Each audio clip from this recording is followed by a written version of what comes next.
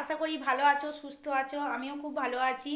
তা আজকে আমি তোমাদের সামনে আবার একটা নতুন ভিডিও নিয়ে চলে এসেছি। তো আজকে আমাদের বাড়িতে হচ্ছে সেদ্ধ পিঠে। তা সেদ্ধ পিঠে কি তার আয়োজন চলছে, তোমরা একটা ভিডিও দেখতেই পাবে তার মধ্যে কি কি দেওয়া হচ্ছে। তা সেদ্ধ পিঠের মধ্যে হচ্ছে তোমার নারকেলের দেওয়া হবে আর তরকারি দেওয়া হবে। তরকারি বলতে ফুলকপি আলু দিয়ে পুর করা হয়েছে, সেই তরকারি দিয়েই হবে।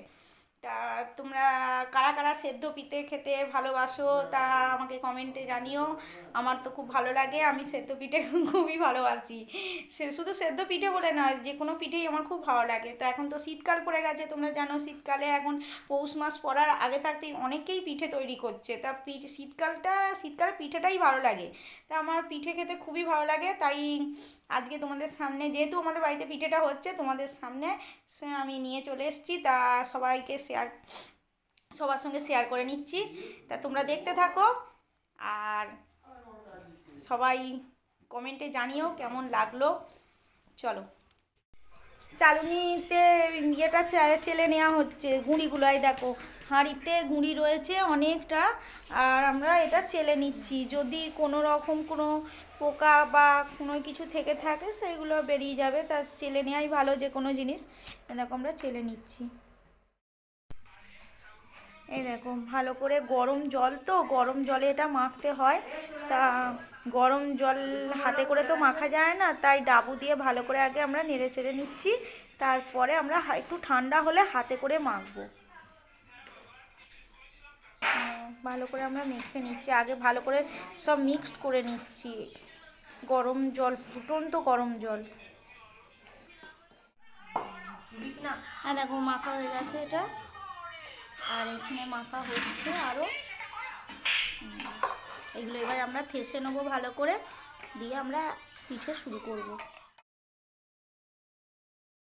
আর দেখো, আমার যা আর আমি দুজনে মিলে একটা একটা করে পিঠে বানিয়ে নিচ্ছি।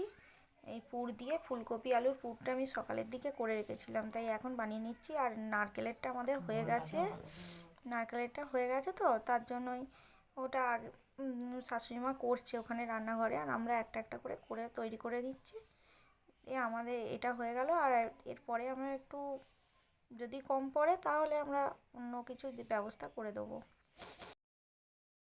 এ দেখো বন্ধুরা, আমাদের হয়ে গেছে পিঠে, সেদ্ধ পিঠে। এটা হচ্ছে তরকারির পিঠে, দেখো একটু হলুদ হলুদ মতো হয়ে আছে।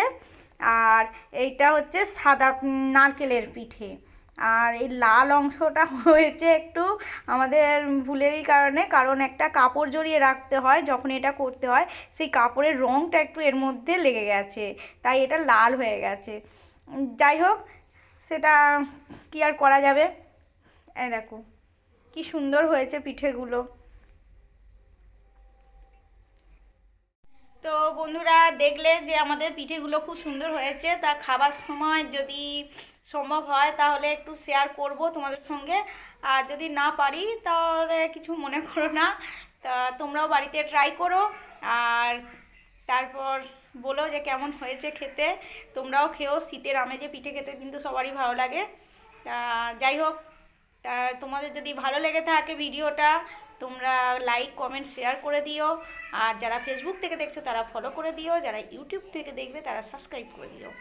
তো চলো, এখনকার মতো টাটা। আবার পরের নেক্সট ভিডিও নিয়ে আমি আবার আসবো।